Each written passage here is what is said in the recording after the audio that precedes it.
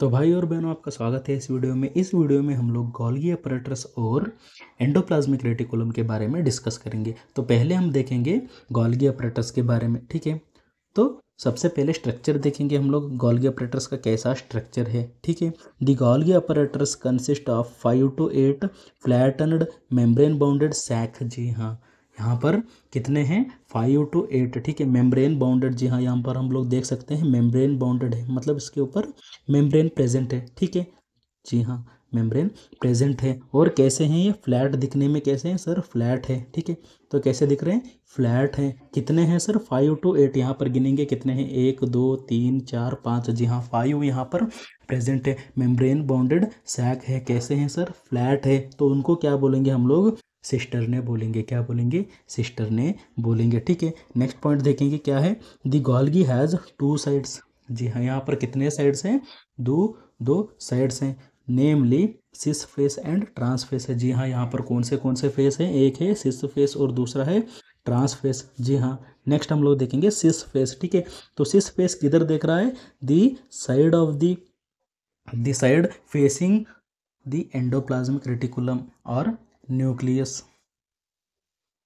जी हाँ, तो ये सिस फेस किधर देख रहा है? एंडोप्लाज्मिक रेटिकुलम के तरफ देख रहा है, या फिर बोल सकते हैं हम लोग न्यूक्लियस की तरफ देख रहा है, ठीक है। Next trans face. तो ट्रांसफेस किस तरफ देख रहा है? The side facing the plasma membrane. जी हाँ, ये ट्रांसफेस किस तरफ देख रहा है? प्लाज्मा मेम्ब्रेन की तरफ देख रहा है, या फिर प्लाज्मा मेम्ब्रेन को हम लोग सेल मेम्ब्रेन की भी बोल सकते हैं। तो सेल मेम्ब्रेन की तरफ देख रहा है या फिर प्लाज्मा मेम्ब्रेन की तरफ देख रहा है। सिस फेस किधर देख रहा था सर? एंडोप्लाज्मिक रेटिकुलम या फिर न्यूक्लियस की तरफ देख रहा था। और ट्रांसफेस किधर देख रहा है? वो देख रहा है हमारे प्लाज्मा मेम्ब्रेन को या फिर सेल मेम्ब्रेन को वो देख रहा है, ठीक है। तो नेक्स्ट देखेंगे हम लोग functions of Golgi apparatus. Golgi apparatus function क्या करता है, ठीक है? प्रोसेसिंग ऑफ द मटेरियल करता है, ठीक है। प्रोसेसिंग ऑफ द मटेरियल मतलब मटेरियल्स को प्रोसेस करता है। कैसे sir? The vesicle containing glycoprotein and lipids. जी हाँ, यहाँ पर क्या है? वेसिकल है, ठीक है। एक क्या है? वेसिकल है। वेसिकल के अंदर क्या प्रेजेंट है? ग्लाइकोप्रोटीन और लिपिड प्रेजेंट है, ठीक है। ग्लाइकोप्रोटीन और लिपिड प्रेजेंट है। Are transported into the Golgi apparatus. जी हाँ, गोल्गी अपैरेटस के अंदर ट्रांसपोर्ट हो जाता है। वो वेसिकल किधर जाता है सर? गोल्गी अपैरेटस के अंदर जाता है। तो गोल्गी अपैरेटस के अंदर क्या होता है? प्रोसेसिंग ऑफ द मटेरियल्स, ठीक है। प्रोसेसिंग ऑफ द मटेरियल्स होने के बाद पैकेजिंग ऑफ द मटेरियल्स, जो भी अभी अभी प्रोसेस हुए थे ना, वो मटेरियल क्या हो जाएंगे? अब पैक हो जाएंगे, ठीक है। ऑल दी प्रोसेस्ड मटेरियल, जी हाँ, अभी क्या हुआ था? मटेरियल प्रोसेस हो गए थे। Are packed in the form of secretory vesicle. जी हाँ, वेसिकल था वो क्या हो जाएगा? वो सीक्रेटरी वेसिकल हो जाएगा, ठीक है। पहले क्या था सर? वो वेसिकल था। अब प्रोसेस होने के बाद और एक बार पैक हो जाएगा, वो तब क्या बन जाएगा? सीक्रेटरी वेसिकल बन जाएगा, ठीक है। नेक्स्ट कौन सा फंक्शन है सर और हमारे गोल्गी अपैरेटस का बोले तो? Production of lysosome. जी हाँ, लाइसोसोम क्या है sir? Suicide cell of the bag हम बोल सकते हैं, ठीक है। या फिर suicide bag of the cell बोल सकते हैं, sorry, suicide bag of the cell बोल सकते हैं। तो कौन प्रोड्यूस करेगा लाइसोसोम को सर? गोल्गी अपैरेटस प्रोड्यूस करेंगे, ठीक है। The Golgi apparatus is responsible for generating lysosome. जी हाँ, कहाँ पर जनरेट होते हैं लाइसोसोम बोले तो सर गोल्गी अपैरेटस के अंदर भी वो जनरेट होते हैं। आई थिंक आप लोगों को गोल्गी अपैरेटस समझ में आ गया होगा। नेक्स्ट हम लोग देखेंगे एंडोप्लाज्मिक रेटिकुलम को, ठीक है। एंडोप्लाज्मिक रेटिकुलम को क्या है ये? Endoplasmic reticulum, the endoplasmic reticulum is large organelle. जी हाँ, ये कैसा सेल ऑर्गेनल है? ये एक बड़ा सेल ऑर्गेनल है, ठीक है। मेम्ब्रेन शीट है। क्या है सर? ये मेम्ब्रेन का शीट है। And forms an interconnected network. जी हाँ, यहाँ पर हम लोग देख सकते हैं एक दूसरे से कनेक्टेड है, ठीक है। Interconnected network. और कैसे हैं? फ्लैट एंड सैक हैं। कैसे फ्लैट हैं सर? ऐसा हम लोग देख सकते हैं, फ्लैट सैक हैं, ठीक है। And tubular structure. जी हाँ, उनका स्ट्रक्चर कैसा है? ट्यूबुलर स्ट्रक्चर है। ट्यूब के तरह वो फ्लैट हैं और फ्लैट एंड सैक है और ट्यूबुलर उनका स्ट्रक्चर है, ठीक है। Next originate near the nucleus. जी हाँ, कहाँ पर ओरिजिनेट हो रहे हैं? न्यूक्लियस रहता है ना, उसके आजू बाजू में ये ओरिजिनेट हो रहे हैं। And extend through this cell, जी हाँ, वो ओरिजिनेट होते हैं न्यूक्लियस के पास और हमारे सेल के अंदर एक्सटेंड हो जाते हैं, मतलब हमारे सेल के अंदर भी चले जाते हैं दूर दूर तक, ठीक है। Next, types of endoplasmic reticulum, जी हाँ, यहाँ पर कितने टाइप्स हैं एंडोप्लाज्मिक रेटिकुलम के? 2 टाइप्स है। कौन से सर? पहला आएगा रफ एंडोप्लाज्मिक रेटिकुलम और दूसरा आएगा स्मूथ एंडोप्लाज्मिक रेटिकुलम, ठीक है। सो RER बोल सकते हैं, SER, ठीक है। RER मतलब रफ एंडोप्लाज्मिक रेटिकुलम, SER मतलब स्मूथ एंडोप्लाज्मिक रेटिकुलम आएगा, ठीक है। तो पहले देखेंगे हम लोग रफ एंडोप्लाज्मिक रेटिकुलम होता क्या है, ठीक है।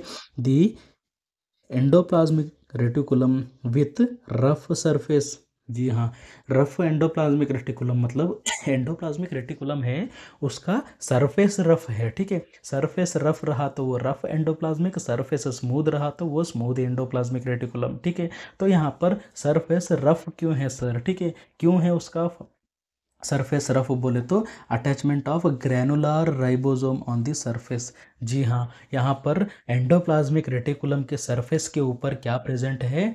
ग्रैन्यूल्स प्रेजेंट है। किसके सर? राइबोसोम, ठीक है। छोटे छोटे राइबोसोम्स आके कहाँ पर चिपक गए हैं? एंडोप्लाज्मिक रेटिकुलम के ऊपर चिपक गए हैं, तो वो क्या कहला जाएगा? वो कहला जाएगा सर रफ एंडोप्लाज्मिक रेटिकुलम। तो यहाँ पर हम लोग देख सकते हैं डायग्राम में, ठीक है। तो यहाँ पर आप लोगों को देखने के लिए मिल रहा होगा थोड़े थोड़े डॉट्स हैं, ठीक है। डॉट्स मतलब वो ग्रैनुलर राइबोसोम यहाँ पर चिपक गए हैं, इसलिए वो क्या कहला जाएगा? रफ एंडोप्लाज्मिक रेटिकुलम, ठीक है। उसका सरफेस कैसा हो गया सर? रफ, ठीक है। यही हम लोग इस तरफ देख सकते हैं, स्मूथ है, ठीक है, कुछ भी वहाँ पर चिपका हुआ नहीं है, ठीक है, ना ही कोई राइबोसोम है और ना ही कुछ और है, वहाँ पर बिल्कुल साफ है, इसीलिए हम लोग उसको स्मूथ एंडोप्लाज्मिक बोलेंगे। और जो रफ वाला सरफेस है ना, वो उसको हम लोग रफ एंडोप्लाज्मिक रेटिकुलम बोलेंगे, ठीक है।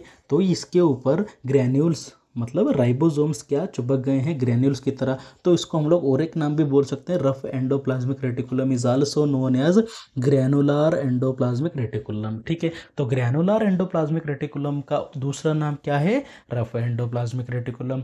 रफ एंडोप्लाज्मिक रेटिकुलम का दूसरा नाम क्या है? ग्रैनुलर एंडोप्लाज्मिक रेटिकुलम, ठीक है।